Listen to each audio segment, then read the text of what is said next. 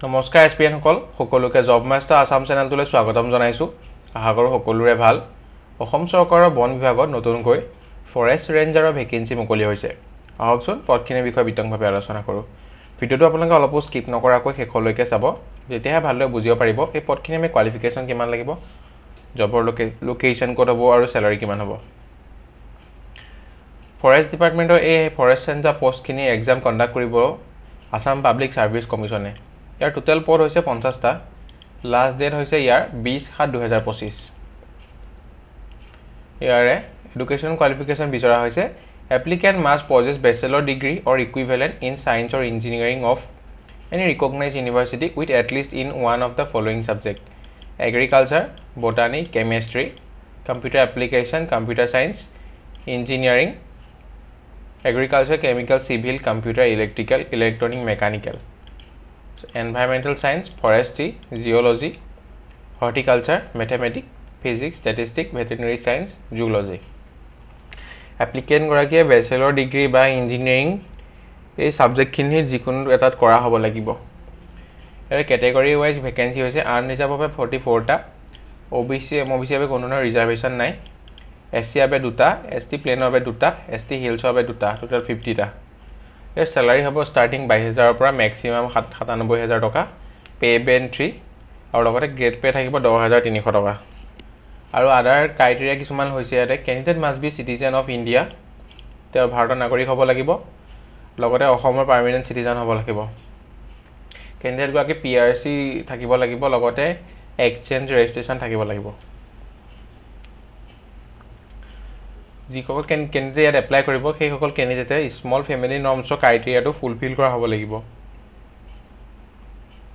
ইয়াৰ অৰ্থ হৈছে যিসকল কেণ্ডিডেটৰ ঘৰত দুটাৰ ভিতৰতহে আপোনালোক ইলিজিবল হ'ব, দুটাতকৈ অধিক থাকিলে আপোনালোক ইলিজিবল নহ'ব।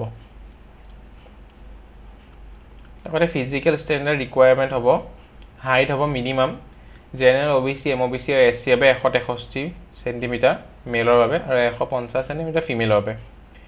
ST হিল আৰু ST প্লেনৰ বাবে 152 চেণ্টিমিটাৰ মেলৰ বাবে হাইটটো, ফিমেলৰ বাবে 145 চেণ্টিমিটাৰ। চেষ্ট বিচাৰিব মেলৰ বাবে 79 চেণ্টিমিটাৰ, এক্সপানশ্যন 5 চেণ্টিমিটাৰ, ফিমেলৰ বাবে 74 চেণ্টিমিটাৰ আৰু এক্সপানশ্যন 5 চেণ্টিমিটাৰ হ'ব। লগতে এজ লিমিট দিয়া হৈছে, কেণ্ডিডেটগৰাকী বয়স 21 বছৰৰ কম হ'ব নালাগিব আৰু 48 বছৰৰ অধিক হ'ব নোৱাৰিব। লগতে SC ST বাবে 5 বছৰ ৰিলেক্সেশ্যন, OBC MOBC বাবে 3 বছৰ, PWBD বাবে 10 বছৰ ৰিলেক্সেশ্যন প্ৰদান কৰা হৈছে। এপ্লিকেশ্যন ষ্টাৰ্টিং ডেট 31/6/2025 আৰু ইয়াৰ লাষ্ট ডেট হৈছে 20/7/2025।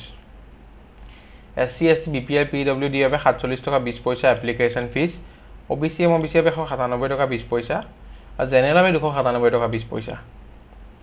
কিদৰে আপোনালোকে এপ্লাই কৰিব? আপোনালোক গুগলৰ অফিচিয়েল APSC বুলি চাৰ্চ কৰি দিয়াৰ লগে লগে সিহঁতে অফিচিয়েল ৱেবছাইটটো খোল খাব। তাত যদি আপোনালোকে প্ৰথম ৰেজিষ্ট্ৰেশ্যন কৰা নাই ৰেজিষ্ট্ৰেশ্যন কৰি ল'ব। নিজৰ personal details, Aadhaar card, PAN card, birth certificate registration কৰাৰ পিছত লগইন অপশ্যনত ক্লিক কৰিব। তাত লগইন কৰাৰ লগে লগে আপোনালোকে এপ্লাই নাও বুলি আহিবই, ফৰেষ্ট ৰেঞ্জাৰ বুলি, তাত আপোনালোকে এপ্লাই কৰিব। আপোনালোকৰ যিমানখিনি কোৱালিফিকেশ্যন চাৰ্টিফিকেট আছে সকলোবোৰৰ PDF বনাই তাত ছাবমিট কৰিব, লগতে পাছপৰ্ট চাইজ ফটোগ্ৰাফ আৰু ছিগনেচাৰ PDF বনাই তাত আপলোড কৰিব।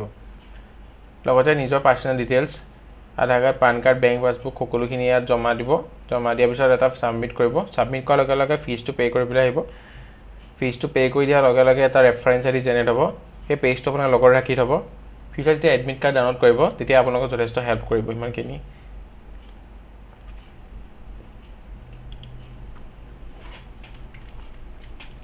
এইখন হৈছে অফিচিয়েল নটিফিকেশ্যনখন।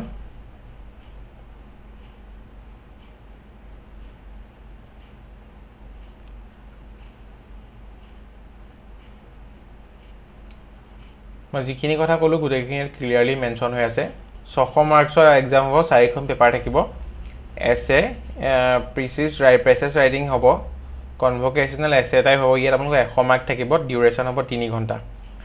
জেনেৰেল নলেজ OMR বেছ হ'ব, 100 মাৰ্ক থাকিব 2 ঘণ্টা। অপশ্যনেল তাৰপিছত 200 মাৰ্কৰ থাকিব 2 ঘণ্টা। অপশ্যনেল 2খন থাকিব 200 মাৰ্কৰ 2 ঘণ্টা।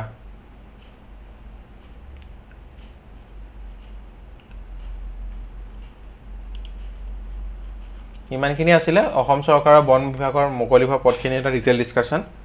আশা কৰোঁ আপোনালোকে ভিডিঅ'টো চাই ভাল পালে যদি ভিডিঅ'টো চাই অলপ হ'লেও লাভজনক হ'ল বুলি ভাবিছে তেন্তে লাইক কৰিব লগৰ বন্ধু বান্ধৱীৰ সৈতে শ্বেয়াৰ কৰিব লগতে চেনেলটো ছাবস্ক্ৰাইব কৰিবলৈ নাপাহৰিব ধন্যবাদ